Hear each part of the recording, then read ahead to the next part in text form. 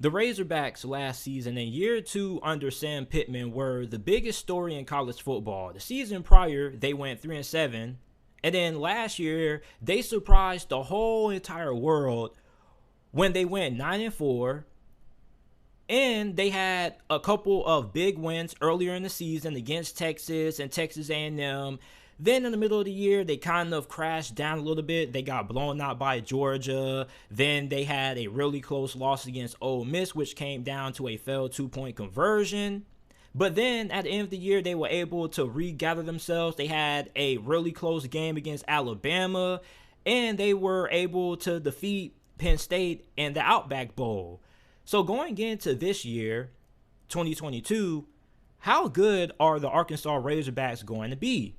Well, in my opinion, I think that this is the second best team in the SEC West.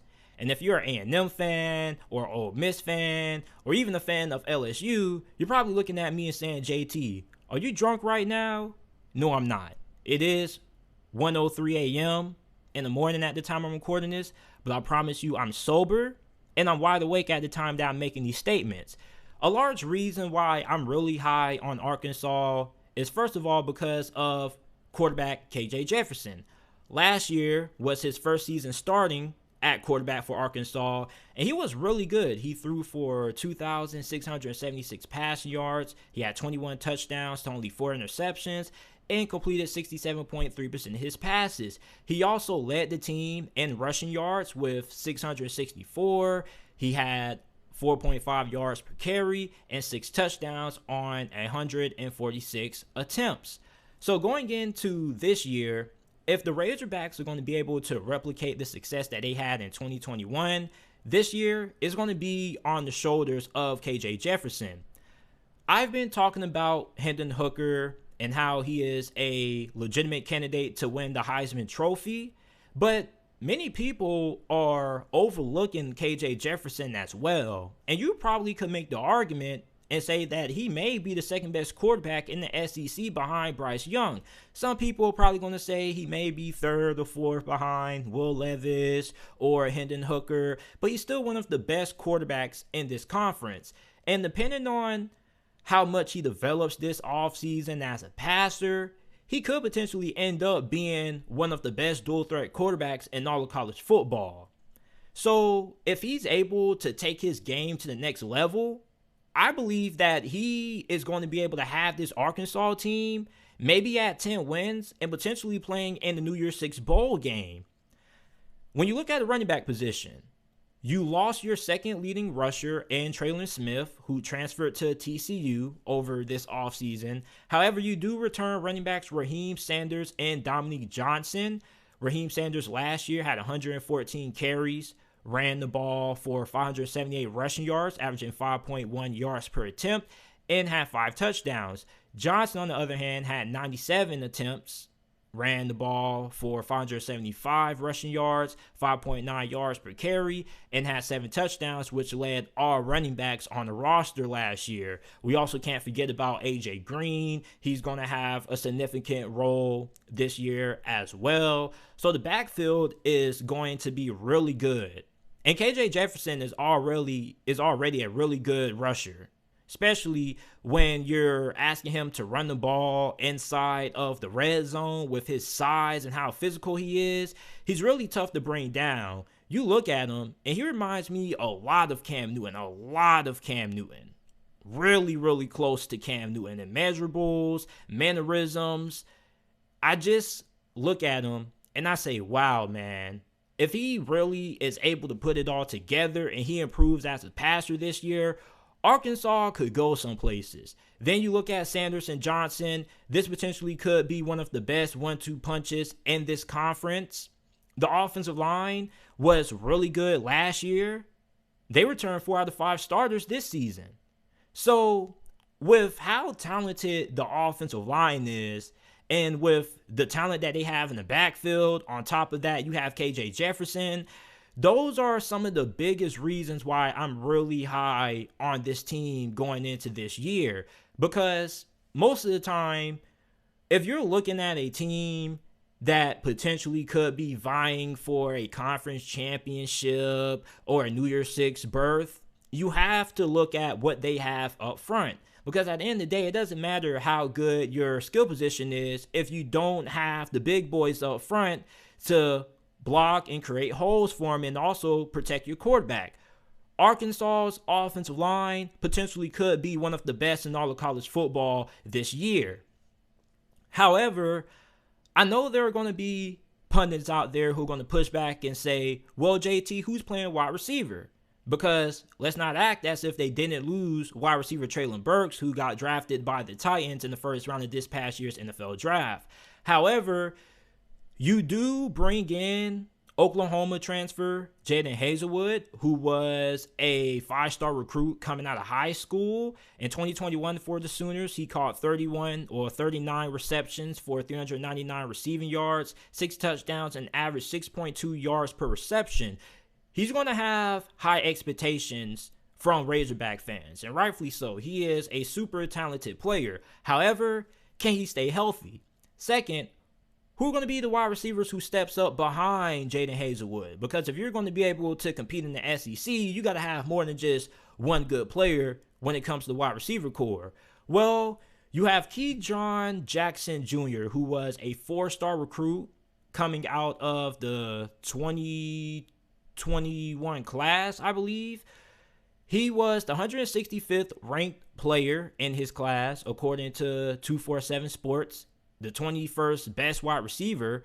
And he's been getting a lot of great reviews from offensive coordinator Kendall Bryan. He said that he came along nicely in his development. He's 6'2", 205 pounds, so he has a phenomenal size. He also has great speed, great frame. He's going to be really good at stretching the field vertically for this passing game. He's going to win a lot of 50-50 matchups as well. And for Kendall Bryan, he said last year he didn't really see the field all that much because he was still getting acclimated to the college game, the playbook, the speed of it, and whatnot. So this year, I think that he could do some really fantastic things. He could break out for Arkansas because not too many people know about him. Then you have Warren Thompson, who caught 19 passes last season for 304 yards and had 2 touchdowns.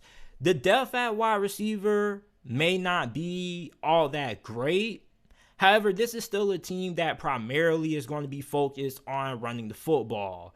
Then, on the defensive end, their defense last year, I felt, cost them a handful of games. And I don't know if it's because of the scheme they ran and just not having the horses to be able to be as dominant as what they should have been in a couple of matchups, because I was really surprised that the Ole Miss game went the way that it did. It was a shootout. If you remember that game, there were touchdowns being scored left and right, and I was really disappointed because this defense had a good amount of talent last year and a lot of experience. So going into 2022 under defensive coordinator Barry Odom, what are going to be the changes that are going to be made?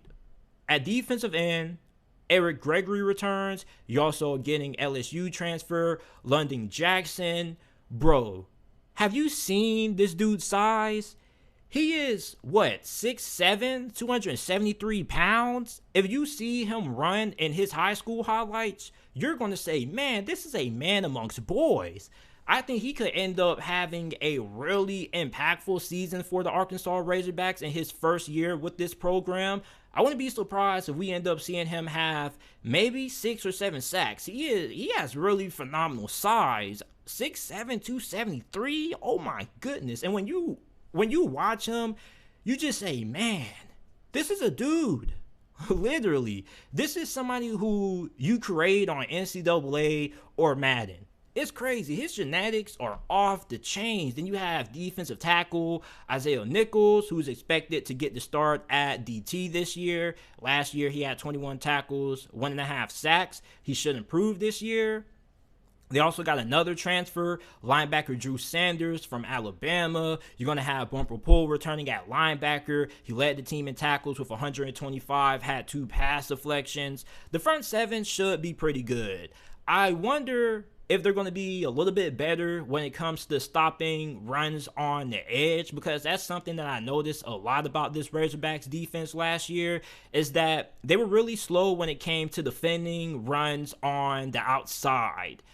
I'm wondering, with the addition of Drew Sanders and bringing in London Jackson, if that's going to improve. The secondary also was kind of up and down, and they brought in a couple of key transfers that I really like, such as Dwight McLaughlin from LSU. Last year for the Tigers, he had 25 tackles, a forced fumble, an interception, and 5 pass deflections. He could emerge as the best corner on this team. You have Ladarius Bishop, who is an experienced corner. He's going to bring some leadership to this secondary. You have Trent Gordon, who is expected to get the start at slot.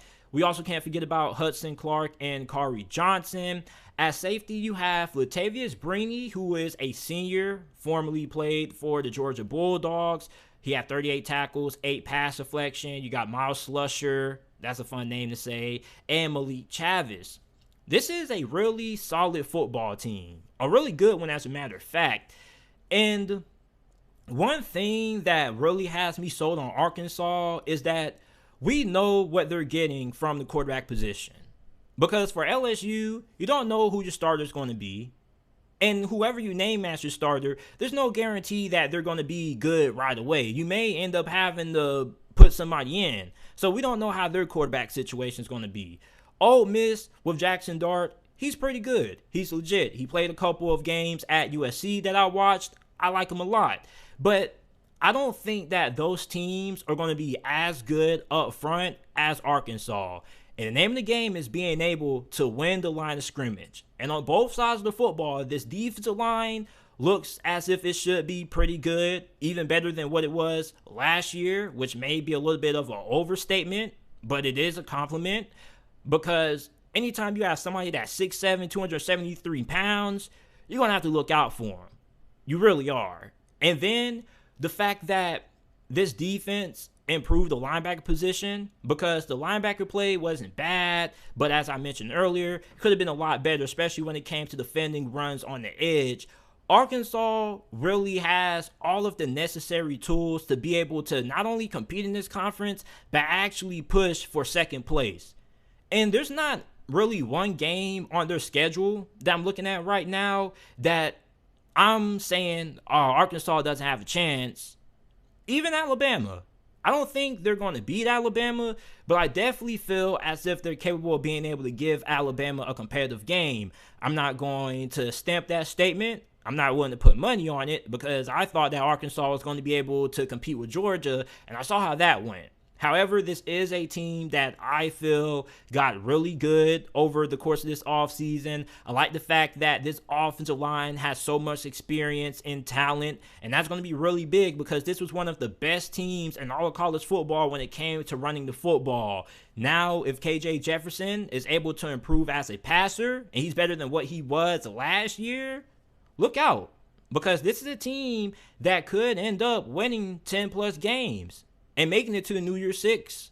And I think that they're capable of being able to win 10, maybe 11 games, because many people are overlooking this team.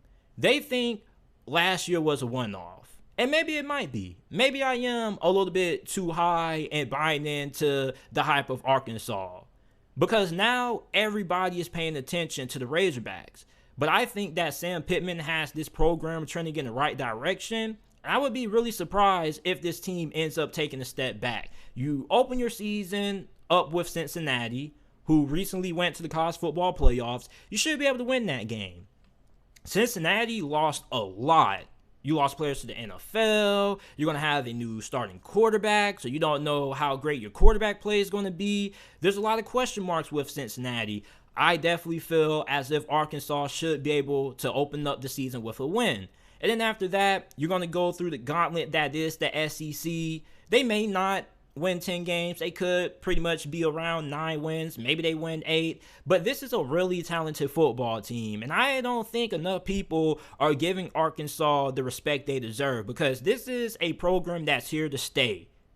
And I think that they could be a dark horse college football playoff contender. I really like talking about the college football playoffs this early in the offseason. I really like saving that talk for when the regular season approaches. But I really feel this Arkansas Razorback program is definitely going to be way better than what people think. And they were way better than what we thought initially going into the 2021 college football season. And one thing about Sam Pittman, man, is that he knows how to get the most out of his players. If you listen to him talk, he makes you want to run through a brick wall for him. He makes you want to put your body on the line. He makes you want to give it your all. He is a player's coach. He's really good with words. Really good with words. I believe everything Sam Pittman says. Even if it's a lie, I still would believe him.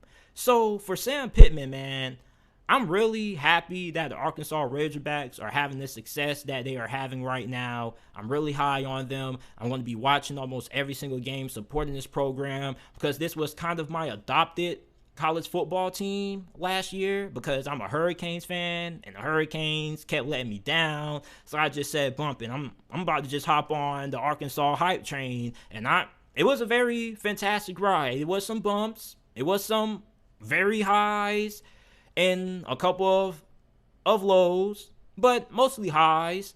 In the SEC, you're going to run into a stretch where you're going to get tested. And it's not really all about how you handle those losses. It's about how you respond to those losses. And one thing about Arkansas is that they respond well to adversity.